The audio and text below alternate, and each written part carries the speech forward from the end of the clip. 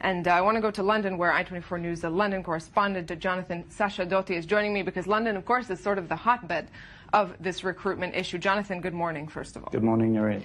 So you have a Briton, or at least a British voice, in both of these heinous beheading videos. And, of course, Britain being described as one of the worst places in terms of recruitment, that is one of the hotbeds of recruitment. David Cameron has been speaking about this a lot recently. What is being done right now in the British government in terms of this threat? It's clearly scaring them. It is scaring the British government, and that's one of the reasons behind the recent elevation of the threat level in this country, where the government has put the country on a further awareness of the level of threat from terrorism. Because the fear is that those 500 or 600 British-born jihadis who are now in the region could return any time with the training and the ideology fresh in their minds and perpetrate some sort of terror attack here. However, today's Times newspaper sees a headline story about how some of those jihadis have actually contacted a major think tank working in this area on Facebook in order to communicate that they would like to come back to the country and undergo a process of de-radicalization and submit to surveillance and any kinds of watch that the government might wish to place them under, so that they can prove that they're actually not a risk to the nation and that they are somehow disillusioned with what they found when they went out there to Syria and to Iraq, because they have found that rather than fighting with ISIS, they are actually engaged more often than not in battles between different factions and different groups, which isn't what they went out there for. So we've yet to see how the government will respond to such an idea. I mean, these are people who still, nonetheless, went out there in order to fight in this poisonous ideology, in order to fight against Western forces, among others. So we need to see really what's going to happen next. But it is a big fear here in the United Kingdom that the British-born jihadis could return and wreak havoc back home.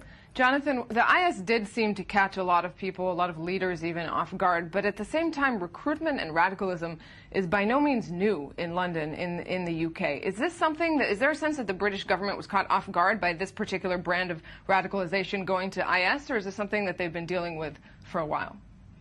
Over the last 10 or 20 years, there's been debate in Britain about how to deal with what they've called radicalization, which gives it a rather passive sense.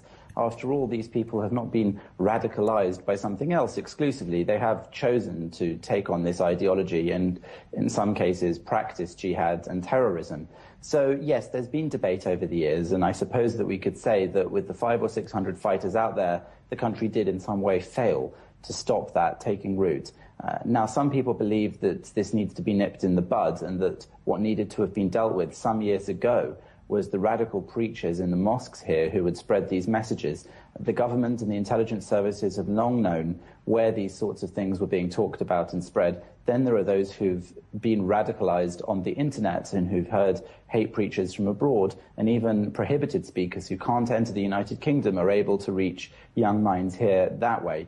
But it is clear that the government, with its prevent strategy over the last years, has in some way attempted to fight these sorts of things. But in other ways, we can see from what's going on with ISIS now, from the British voice in this video, these videos responsible for these beheadings, and all the many other British jihadis who we're aware of who are out there fighting, sometimes communicating quite openly back home with the BBC or other broadcasters or newspapers here, we can see that there was a failure in stopping that happening. And there was a similar failure when we saw bombings on the London Tube, such as the 7/7 attacks, and other British-born terrorists who have attacked their own country under the name and under the cause of extremist Islamist beliefs.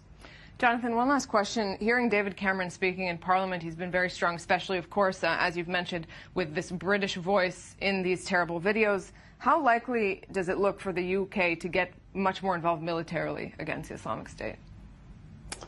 Britain is nervous about getting involved in another war in the Middle East. And so David Cameron's being very careful to frame any talk about that in terms of supporting forces in the region. He believes that we shouldn't parachute in British or Western forces above the heads of local forces. So he's talking about supporting the Iraqi government and other such ideas. At the same time, there are rumours that the Conservative Party whips are quietly talking to members to see if they would be able to win a vote in Parliament in order to actually push forward some form of intervention, unlike a year ago when they lost that vote in Parliament for intervention in Syria. And he is now starting to say things like, we could attack Syria without the permission of Assad and that it would be legal to do so. So it's clear that they are weighing up what their options are, and that there is very much the strong indication that Britain is preparing for the possibility, at least, of some sort of preparing for the possibility invasion. seems